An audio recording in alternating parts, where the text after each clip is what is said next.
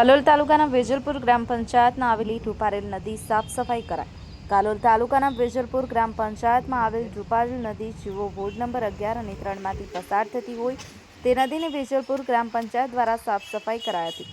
જે ચોમાસાનું વરસાદનું પાણી વેજલપુર રૂપાલી નદીમાં આવતા બગલીના ઢાળ પર નાળાના નીચે ભોકડામાં કચરાના અભાવના કારણે દાટો લાગ્યો હતો, તેના કારણે પાણી નાળા ઉપરથી વહેતું હતું। ત્યારબાદ વેજલપુરના રહીશોએ વેજલપુર ગ્રામ પંચાયત અધિકારીઓને જાણ કરતા વેજલપુર ગ્રામ પંચાયતે ધ્યાન પર લઈ અને બગલીના ઢાળવાળું નાડું જેસીબી મશીન અને ટ્રેક્ટરો બોલાવી તાત્કાલિક સાફ સફાઈ કરાવી હતી અને નાડું ખુલ્લું કરાવ્યું હતું। સુલેમાન પાડવા, પંચમહાલ, સત્ય ન્યૂઝ, વેજલપુર।